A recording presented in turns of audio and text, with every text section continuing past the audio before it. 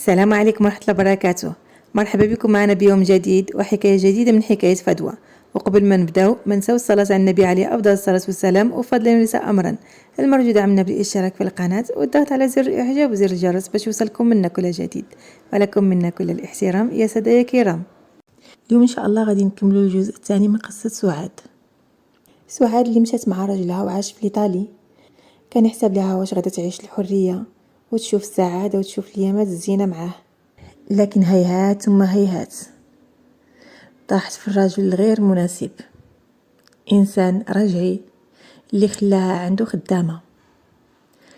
المهم من بعد ما سعاد عانت مع رجلها ودوزت معاه الأمرين، وجابت ليه البنيوتة الأولى وجابت ليه البيبي الثاني، بقات العيشة على نفس الحال.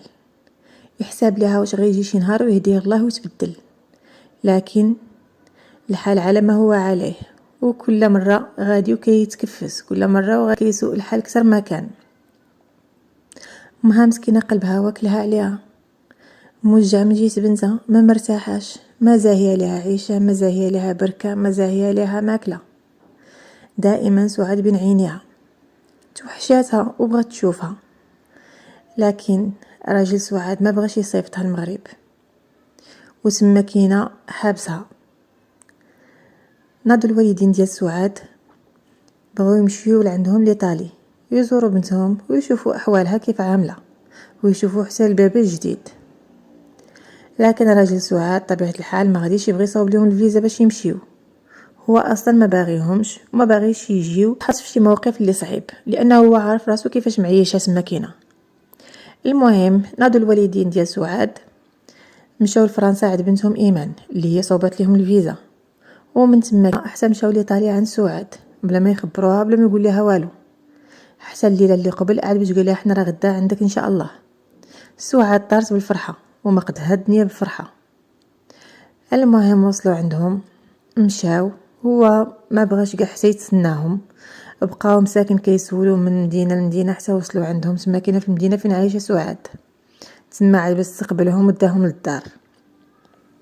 فاش وصلوا للدار كيتفاجئوا بديك الدار كيف عامله، حالتها دار قديمه ما كتفرحش، ما فيهاش يعني وسائل الحياه او العيشه الكريمه. المهم يا سيادنا ندخلوا، رحبات بهم سعاد، بركوا معاه شي ايام كيشوفوا المعامله ديالو كيف عامله معاها، معاملها بحال الخدامه وكانه شاريها من سوق العبيد. وحتى ولادو كيضربهم وكيغوت عليهم وكيعايرهم، ما كيخليهمش لا يلعبوا مع ولاد الجيران لا يخرجوا ولا كيخرجهم. الوالدين ديال سعاد ما عجبهمش الوضع، قالوا لبنتهم راكي ضروري خصك تفارقي معاه، راه ما يمكنش لك تبقاي معاه. داروا واحد البريكه، تسناو رجع من الخدمه، تسناو خوه حتى جا، بركو مجموعين هضروا قدام خوه، قال ليه انت راك مكرفس على بنتنا وهذه ماشي عيشه فطلقها احسن. بدا هو كيغوات وبقى كيعاير خوه. فاش شافو في ديك الحاله ناض خرجوا. ثاني يوم مشى عبد المجيد الخدمه ديالو، ولكن طلع مطيور مع راساتو، عرف بلي هما ناويين على شي حاجه، حيد الباسبور ديال سعاد وديال الوليدات خباهم. هي هذيك قلبت سعاد على الباسبور ديالها ما لقاتوش، ديال الوليدات ما لقاتوش، هزت حويجاتها وهزت ولادها ومشات هي ووالديها مشاو نيشان عند رجال الشرطه. حكات لهم القصه، قالها كيفاش حتى صبرتي على هذه المعامله هاد السنين كامله. المهم شافوها درويشه وشافوها يعني محقوره، عطاوها واحد البيت اللي مأمن ومحمي من طرف البوليس، يعني من طرف الدوله. قال لها هنا فين غادا تعيشي وهنا فين غتبركي مع ولادك، وهو راه ما غاديش يعرفك فين انت كاينه. قال لها من الاحسن تبدلي الرقم ديال التليفون ديالك، عطاوها نمره جديده. المهم البوليس تعاملوا معها مزيان، امنوا لها السكن وامنوا لها حتى حياه وليداتها. عاشوا معها والديها واحد المده، وهما عاملين المحاميه على قبل الطلاق. ديك المحاميه قالت للوالدين سعاد غير سيروا في حالاتكم، غير رجعوا لبلادكم، كونوا مرتاحين وكونوا مطمنين على سعاد، راه بين ايادي امينه، وراه يعني الشرطه واقفين معاها وحتى انا واقف معاها ان شاء الله حتى ناخذ لها الطلاق ديالها. الوالدين ديال سعاد طمنوا عليها، شافوها يعني حامينها الشرطة، رجعوا للبلاد. بقات سعاد عايشة تماكينة لمدة عام ونص وهي غابرة عليه، ما خلا فين قلب عليها، ما خلا فين مشى. جا المغرب سول والديها قال لهم فين درتو سعاد، وهي تجاوب امها ليه كيفاش فين درنا سعاد. سعاد خليناها معاك في ايطالي، نشوف انت كيفاش درتي ليها، انت فين خليتيها، شوف انت اشنو درتي لبنتي. المهم مشى لايطالي، وفي يوم من الايام وهي تجيه دعوه ديال الطلاق بلي سعاد رفعها عليه الطلاق. هو يعرف بلي سعاد كاينه في ايطالي، قلب عليها تقلاب بالليل وبالنهار حتى عرف بلاصتها. مشى لعندها وبدا كيطلب وكيرغب، عافاك سعاد لما رجعي لي، عافاك سعاد لما رجعي لي. المهم كان يحسب ليه واش غادا تحن فيه كما المره الاولى وترجع ليه. سعاد هاد المره ما بغاش ترجع ليه، ما حناتش فيه من بعد ديك التبهديله اللي دار لها وديك التكرفيسه اللي دار لها في حياتها، ما حناتش فيه وما بغاش ترجع ليه. ناض هوايا بدل التكتيك ديالو. اشنو دار؟ مشى بدل الدار، شرا دار جديده، فرشها اتات جديد، دار بيت الاولاد، جاب لهم اللعاب، جاب لهم الحوايج، ما خلا ما دار عليهم غير باش ترجع ليه. هو ماشي بيه محبه سعاد، وانما هو باغي غير ولادو وبغاها تكون خدامه عنده، هادشي هو اللي باغي. سعاد قالت لي وتقول واخا تعيشني في قصر ما رجعاش لك، انا عرفتك انت كيف عامل وعرفتك اش كتسوى، انا الرجوع هو اللي ما رجعش لك. المهم دازت الايام، حكمت لسعاد المحكمه بالطلاق، واخيرا ولله الحمد تنفست سعاد السعداء وقالت صافي تفرقت منه وتفرقت من المشاكل معاه. ولكن هيهات مع من؟ مع واحد اصلا في حياته ما عنده ما يدار غير سعاد، ولا مقابلها غير هي. والمشكل هنا شنو واقع؟ بلي سعاد فاش كتهضر مع عائلتها او تهضر مع اختها في فرنسا، بنتها الصغيره كتجسس عليها وكتهز الهضره كيف ما قالتها ماماها كتعطيها لباباها، لان باباها هو اللي علمها هاد العاده. وتقول لها قول لي اشنو باغا دير ماماك، فين باغا تمشي، اشنو باغا تعمل. المهم بنيوتها الصغيره مسكينه ما عارفه والو، كيوصيها باباها كتهز الهضره من عند ماماها كتحطها لباباها. من خلال ديك الهضره اللي كتوصل لبنيوتها الصغيره عرف عبد المجيد بلي سعاد راها كتخطط باش تمشي لعيش فرنسا عند اختها تماكينه ودي معاها الولاد. طبيعه الحال هو ما عجبوش الحال وجن جنونو كيفاش تمشي ودي الولاد بلا ما تقول ليه، يعني بحال غادا تهرب بيهم. في واحد النهار فاقت بنيوته ديال سعاد مع الصباح كتقلب على ماماها ما لقاتهاش، كتلقى راسها غير هي وخوها الصغير اللي بوحدهم كاينين في الدار. كتقلب ما لقاتش ماماها، بقات بركه في الدار كتسنى. داز النهار ماماها ما جاتش، وهي تنزل البنيته الصغيره نزلت تحت العماره فين عايشين هما، كاينه واحد المقهى، وهي تنزل عند السيده اللي مقابله داك المقهى او صاحبه المقهى، وهي تسولها البنيه قالت لها واش ما شتيش ماما؟ قالت لها لا ما شفتهاش. قالت لها غير سيري طلعي للدار وراه دابا تجي. طلعت للدار الدريه، بقات كتسنى وصل الليل. نعسات البنيوته، نعس خوها حتى هوايا، نعسوا بلا ماماهم، ما معاهم حد في الدار. ثاني يوم عاوتاني فاقت البنيوته، نزلات عند اللي خدامه في المقهى، قالت لها ماما ما جاش، واش ما عرفتي عليها والو؟ قالت لها لا راه ما عرفت عليها والو، واش بغيتي شي حاجه نعطيها لك واش هذا؟ قالت لها لا ما بغيت والو.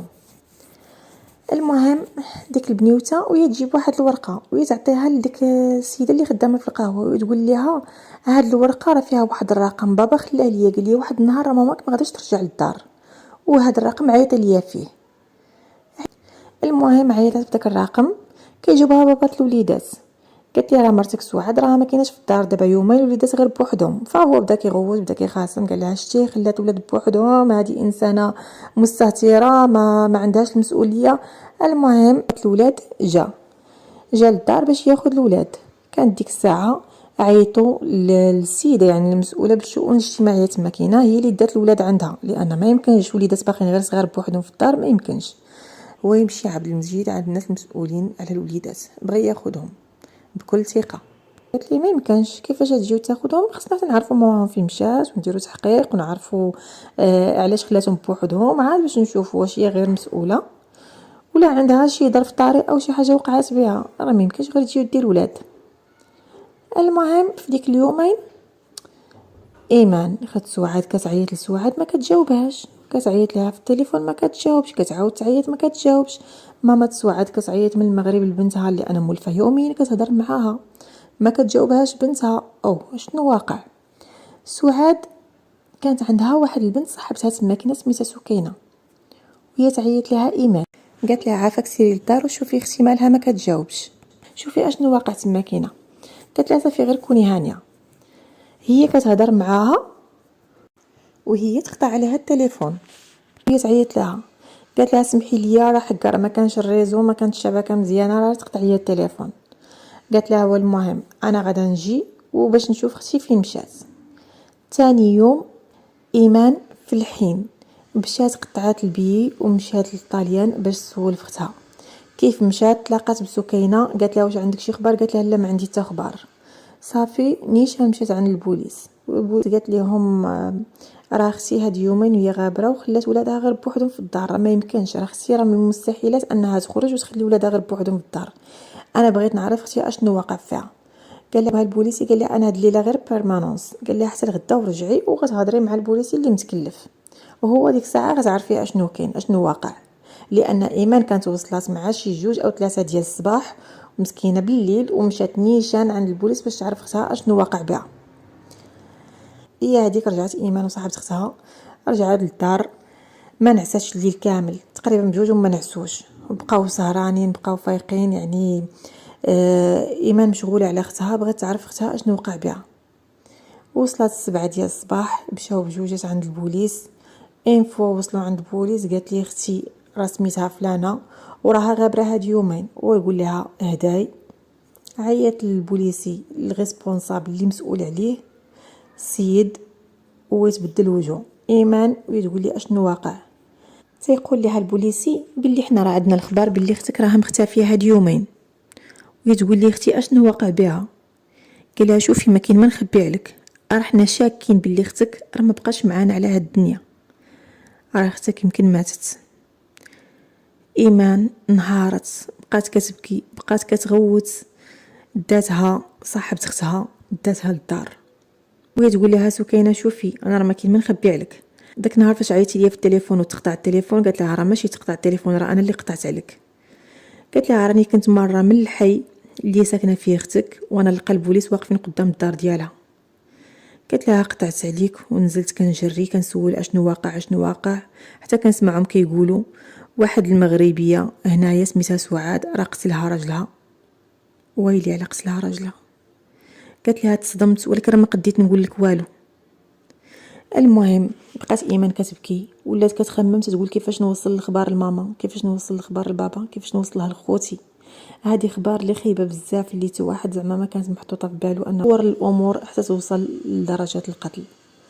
المهم ايمان كتعيط لماماها تقول لها راني مشيت للطاليان وراني لقيت اختي مختفيه. قالت لها قول لي يا بنتي الصراحه كيفاش مختفيه، واش غير بوحدها ولا معاها الولاد؟ وتقول لها راه معاها ولادها راهم ما كاينينش مختفين. ماما سعاد قالت الحمد لله كون كانت مختفيه بوحدي غادا نقول بلي بنتي راها ماتت او حبسها او كيعذب فيها او وقع لها شي حاجه، ولكن فاش معاها الولاد اكيد راها هربانه منه ومشات لشي ابارطمون وحده اخرى تما كانت تخبات فيها. شويه ايمان ما كايناش حتى نص ساعه عاودت عيطات لماماها كتبكي. قالت لها بنتي قولي شنو كاين قولي شنو كاين. قالت لها ماما قالت لها راه ما كاين ما نخبي عليك راه سعاد راها مختفيه غير بوحدها. ايمان ما قداش توصل الهضره ما قداش توصل الخبر لماماها مسكينه وغير كتمهد ليها بشويه بشويه. قالت لها ماما راها مختفيه غير بوحدها. ماما سعاد ديك الساعه بدات كتغوت وبدات كتندب وبقات كتبكي قالت بنتي وقع ليها شي حاجه بنتي وقع ليها شي حاجه. ناضت ايمان اشنو دارت عيطات لاختها اللي في مدينه اخرى اللي كانت مخبيه عندها سعاد من قبل. قالت لها سيري عند ماما سيري وقفي جنبها راها سعاد ماتت الله يرحمها سعاد. الخت جات مصدومه مشات عند ماماها قالت لها لهم قالت لها مالك جيتي شنو واقع؟ قالت لها لا غير بغيت نجي. شويه حتى جا خال سعاد جا عند اختو قالت لها شنو واقع؟ قال لها لا ما واقع والو. المهم ماما سعاد مسكينه مشات توضات كتصلي كتسمعهم كيهضروا غير بشويه قالوا راه قتلها راه قطعها ولد الحرام قطعها. وهي بدات تغوت وبقات كتبكي تصدمات مسكينه بنتها الحبيبه وبنتها المفشه بنتها اللي كانت يعني الكلمه كلمه وكانت رزين ضاعت ليها. العائله مساكن كلهم تصدموا. مشات ماما سعاد وباباها مشاو لإيطاليا في الحين، قطعوا البي ومشاو للطاليان، وساعداتهم السلطات السماكينة وأمنت لهم واحد البيت اللي غادي يريحوا فيه باش يتابعوا القضية ديال بنتهم. في المحكمة ناضوا والدين ديال سعاد متهمين باللي راجلها هو اللي قتلها.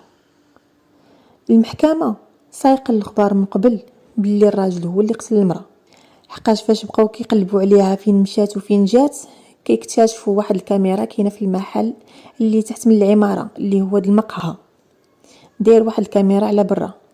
هما مشاو وخداو ديك الكاميرا وفرغوها باش يشوفوا سعاد فين مشات. كيشوفوا سعاد باللي داك النهار اللي اختفت فيه طلعت بالعشيه لدارها، كاينه هي وليداتها، ما بقاش خرجات. بالليل كيشوفوا باللي جا عندها طليقها عبد المجيد، طلع للدار، بقاو مراقبين الكاميرا. دازت ساعه، ساعتين، 3 السوايع، 4 السوايع، حتى 6 السوايع، حتى وصلت 2 ديال الصباح. شويه كيشوفوا باللي عبد المجيد نزل من العماره ودخل الطوموبيل ديالو، بدل فيها حوايجو، عاوتاني خرج، طلع عاوتاني للموبل، وعاود عاوتاني نزل ومنزل معاه واحد الصاك اللي هو كحل ثقيل بزاف، بحرا كيتحرك به، وحطه في الطوموبيل وداير واحد الفوطه على عنقو كينشف بها العرق، وزاد مشى في حالاته. البوليس كيسولو عبد المجيد، كيقول لي اشنو في داك الصاك، اشنو كنتي منزل فيه وعلاش بقيتي داك الوقت كامل؟ كيقول لهم لا حكا راه كان فيه غير حوايج. ويلي فيه غير حوايج ومع 2 أو 3 ديال الصباح وانت عاد باش منزليه؟ واشنو بقيتي كدير عندها في الدار؟ ياك نتوما مطلقين، اشنو بقيتو كديروا في الدار؟ قال لهم لا راه بقينا غير كنهضروا، كنقول لها صافي نرجعوا لبعضياتنا وعلى قبال الوليدات وعلى قبال هادي. المهم بقى كيقول لهم شي هضره اللي ما مترابطاش مع بعضياتهم، ما متناسقاش، كيدخل كيخرج في الهضره. ناضوا البوليس سولوا البنيه وقال لها اش وقع ديك الليله. قالت ليهم قالنا سيروا تنعسوا، خلوني نهضر مع ماماكم. البنت تقول لهم بلي انا حسيت بغي يدير شي حاجه لماما لانه دائما كيضربها، وحتى فاش تلقاو كيتلقى لها في الزنقه وكيبقى يسب فيها وكيبقى كيضرب فيها، لدرجه انه وصلت بيه شحال مره اغتصبها من بعد الطلاق. قالت لي انا قال لي سيري تنعسي وانا خفت منه ومشينا نعسنا. قالت لي وما حسيت بوالو. قالت لي ثاني يوم ما فقت حتى 12 ديال النهار. قال لي وانا ما مولفاش ليا. قالت لي انا نعاسي خفيف وكنفيق الصباح بكري. داك النهار قالت لي ما فقت حتى 12 ديال النهار. قالت لي واش كاينه باللي بابا راح حط لينا شي حاجه في داك لاصوب اللي شربنا، شي منوم ولا شي حاجه، وهذا الشيء اللي وقع. عبد المجيد فاش طلع للدار حط منوم الوليدات في العشاء ديالهم، نعسوا ما فاقوش ما حسوا بتا حاجه. ناض عبد المجيد تخاصموا وياها وقتلها مسكينه وقطعها، مثل بالجثه ديالها. الله يرحمها سعاد مسكينه، ما كانش تستاهل هاد الموتة، ولكن قدر الله ما شاء فعل. هذا هو الاختيار المتسرع والاختيار السيء، الرجل الغير المناسب.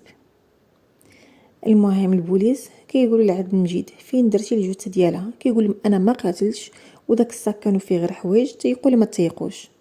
داروا الابحاث ديالهم طبيعه الحال، البوليس داروا لي زونكيت، عرفوا باللي واقعه جريمه وكاين الاثار ديال الدماء، ولو ان مسحها كاين الاثار ديال الدماء. وعبد المجيد فاش كان في المغرب كانت حرفته هي جزار، يعني مسكينه قطعها وفصلها ونزلها بداك الصاك. والمشكل في المحكمه فاش جا هو تما كينا وتقابل مع ماماها ومع باباها، تخيلوا البوليس شغلوا داك الفيديو اللي كان في الكاميرا وبين هكاك داك الصاك الكحل هكاك متراسي الرجل ديال البنت. ماماها مسكينه فاش شافت داك المنظر طاحت ليهم في المحكمه وبقات كتبكي، وباباها ناض كيغوت يقول لي قتلتي ليا بنتي، دعيتك الله ياخذ فيك الحق. والبوليس حاروا معاه ولاو كيقولوا ليه غير قول لينا فين درتي الجثه، تيقول لهم انا ما كاينه حتى جثه، انا ما قتلتش. المهم المحكمه اعتبرته انه هو السبب في اختفاء سعاد وانه هو قتلها، رغم انه ما بغاش يوريهم الجثه الا وانهم عندهم ادله وعلى يقين باللي هو قتلها. حكمت عليه المحكمه بالمؤبد، رغم انه طبيعه الحال هذه كتبقى غير عقوبه دنيويه، اما قدام الله فحسابه كبير كبير كبير عند الله.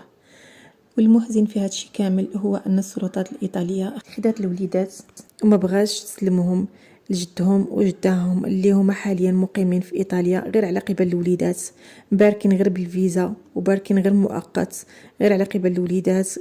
رفعوا الدعوة الأولى باش ياخدوا الوليدات في الحضانة ديالهم، لكن السلطات الإيطالية رفضات وداروا الدعوة الثانية، وباقي المساكن كيتسناو باش ياخدوا ديك الوليدات ورجعوا بهم البلاد. ونتمنى من الله سبحانه وتعالى أنه على الأقلية يعني دوك الوالدين ما يتكرفسوش كتر من هكذا، ودوك الوليدات تا هما ما يتكرفسوش، والله يجمع شملهم عن قريب يا رب. وقصتنا اليوم هي فيها عبرة، فيها أن الإنسان مخصوش يتسرع. سعاد غير جاتو تاقت فيه وتزوجاتو، رغم أن الناس ممكن تعرفهم سنين ونهار كتعيش معاهم تحت من سقف واحد كتكتشف شخصية واحدة أخرى وكتشوف وجه آخر. وسعاد دغيا تاقت فيه غير من هضرته، من النهار الأول النهار الثاني صافي دغيا تاقت فيه وقبلت به أنه يكون زوجها ويكون بابا وليداتها. سعاد الله يرحمها، والوالدين الله يصبرهم، والوليدات الله يلطف بهم والله يجمع شملهم عن قريب ويرجعوا لبلادهم معززين مكرمين يا رب. وهذه هي قصتنا اليوم، ولكم مني كل الاحترام يا سادة يا كرام، والسلام ختام.